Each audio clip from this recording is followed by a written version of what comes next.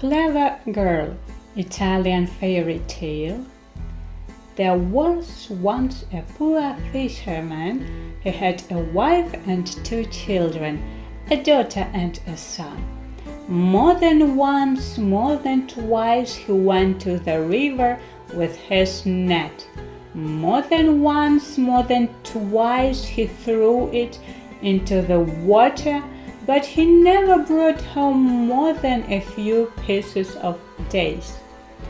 Once, when there was nothing in the house to cook, even thin soup, the fisherman said to his wife, "I'll go get some fish again. Maybe I'll catch some days to cook the soup. Anyways, we will have some food." He came to the river, set up a net, and he himself stood on the bank and waited. Then he began to pull the net out of the water, and it was somehow difficult to go to the shore. Something big must have been caught, the fisherman thought to himself. Then he pulled the fishing net to the shore, and he looked, and there was not a fish, but a golden mortar. The fisherman was happy and hurried home. He showed the mortar to his wife, daughter, and son. He was so happy. "Do you see what I caught today?" he said. "Enough to live miserably."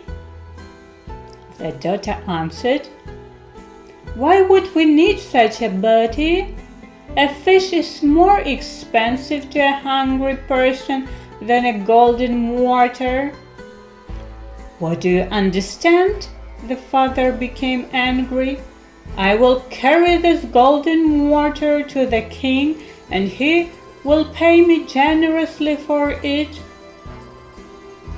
"Well, carry it," his daughter answered him, "but only the king will tell you. Why do I need a mortar without a pounder?" The fisherman still went to the royal palace. He saw the king there and asked to accept a mortar as a gift. The king took the golden mortar and said angrily, "And where is the pounder? Why would I need it?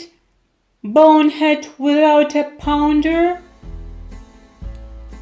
The poor fisherman was startled, shifted from foot to foot, scratched behind his ear, and muttered to himself, "My daughter spoke the truth." The king heard this, frowned, and asked menacingly, "What are you muttering, you ignoramus?" "I remembered what my daughter advised me. She guessed everything you said." "Apparently your daughter is very smart when she guesses other people's thoughts like that. So tell her to prepare and bring me a salad. Ouch, ouch, ouch. If she doesn't bring it, I order you to be punished together with her." Said the fisherman, wandered home, and scolded himself all the way that he told to the king about his daughter. He came back home and told his daughter everything. "Why didn't I listen to you? Now you and I will have to put our heads together." He told about the wish of the king. Then he sat down and cried. And the girl was not afraid at all. "Don't be afraid," she said. "Dad, everything will be fine." She went to the garden, picked a lot of lettuce, put it in a basket and stuck a needle between the leaves. On the second day, a girl with a basket came to the royal palace. She entered the throne room, handed the king a carved basket and said, "Here is a salad for you, your royal majesty. Ouch, ouch, ouch." The king opened the basket, turned over a few leaves with his fingers, and then suddenly he pulled out his hand and shouted, "Ouch, ouch, ouch!" As his fingers ached, the king said, "Well, you are also cunning. This is truly an ouch, ouch, ouch. But let's see if you can think of something else. Tomorrow you come to me neither dressed nor undressed, without touching the trot or path with your feet, and come neither by horse nor by foot. Also do not stand in or outside the palace." The girl came home and told her father about the king's order. When the old man heard this, he lowered his hands. He stood up and cried, "Oh, my poor daughter, what should I do?"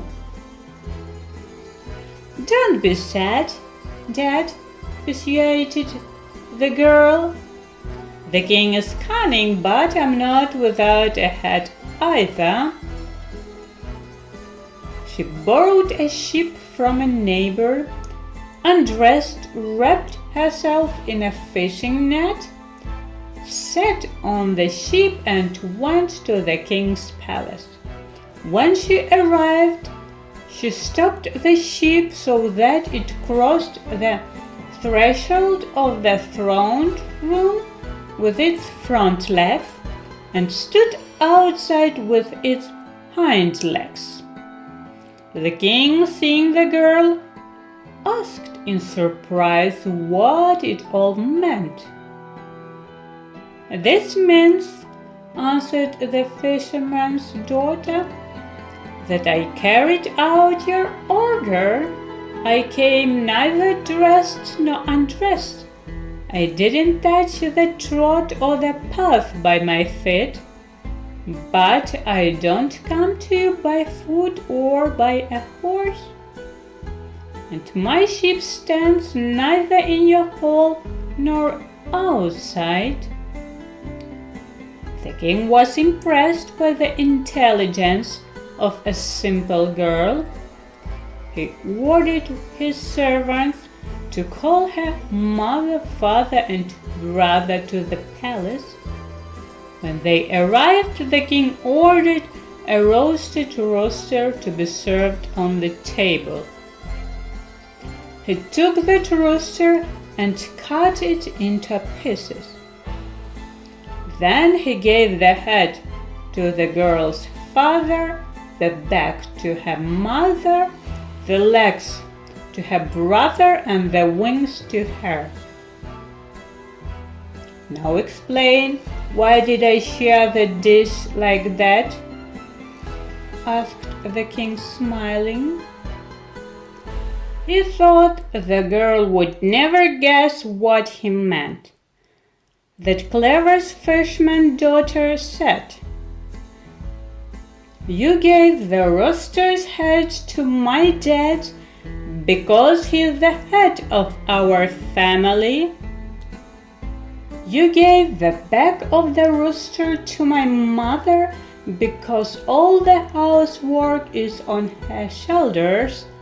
You gave the legs to my younger brother because he has to run fast when Dad and Mom tell him. And you gave me wings because I have to fly out of the house soon, to the one who will become my husband." The king clapped his hands as she had explained everything so intelligently. "Well, you won," he said. So a girl from a simple poor family outsmarted a rich and powerful king.